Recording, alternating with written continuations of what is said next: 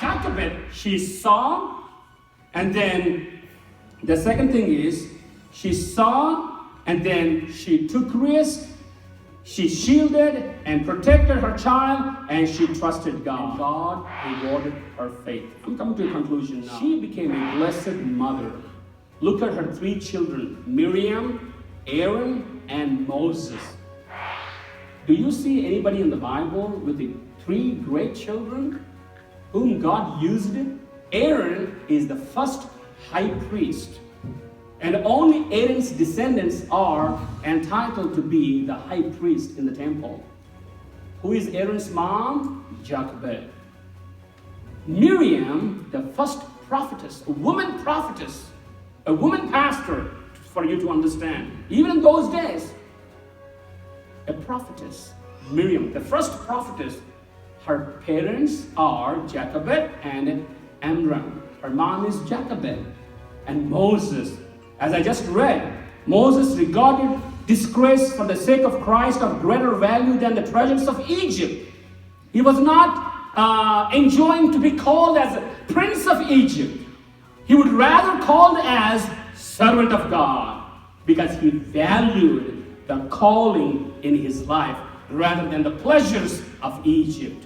Look at the foundations Moses' mom laid as nursing the baby. This plan was possible because Jochebed was faithful and trusted God with her son's life. I'm coming to a conclusion now. The conclusion is, what can we learn? She's not an ordinary mommy. She's a powerful mom, a woman of faith. Faith is the substance. Faith is the foundation. Helped her to go above, beyond. She didn't care what the government is saying. She didn't care what the culture is saying. She didn't care what people are saying about her and about her children. She didn't care about her financial background. She didn't care about her racial background. She didn't care about where she came from. All she cared about is putting God first in her family. That ought to wake you up. What if Jochebed thought, we are slaves, we don't belong here, we are internationals, we are immigrants. As a matter of fact, they are. Israelites were not the natives of Egypt, they were immigrants. What if Jochebed thought, I'm a slave, I should follow the rules of the government, I should follow whatever the king is saying, I should follow the culture. Everybody's doping, I let my children dope. Everybody's sleeping before marriage, it's okay. Everybody's cussing, it is okay. Everybody's cheating the government, it is okay. Everybody's cheating their spouses, it is okay. That is all culture and traditions. But she stood above. She doesn't know Moses is the one who is going to lead the nation. She doesn't know God is going to pick Aaron as the first high priest to Israelites. She doesn't know Miriam, her only daughter, is going to be the first female prophetess. She is faithful in the little things, whatever God put in her hands.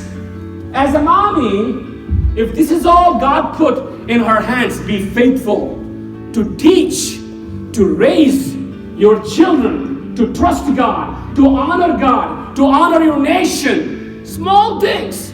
She is faithful in teaching. And not only faithful in teaching, she lived by an example. Oh, that put a strong foundations on these 3 children, 3 Hebrew children, 3 slave children. Miriam, Aaron, Moses. Look at how they turned to become.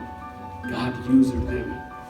Mothers, grandmothers, parents, fathers, can we do the same thing? You know, sometimes I see a lot of discouragement. You don't see young people are on fire for God. You don't see a lot of young people are storming your church, coming and worshiping God, excited about God. People get excited to do a lot of weird stuff, but to do the right things, It has to be the anointing. God is moving in our church. God is using some young people in our church. Let us support them. You take your part to teach, to trust God, to teach them to honor God. You do your part. You be faithful. You see what these children can be. You trust God to raise them. It is a task. Take the risk. God will honor that one. And God will use your children, your offspring, to this nation, to the world, as a blessing. If you believe that, you praise to God. Can we stand?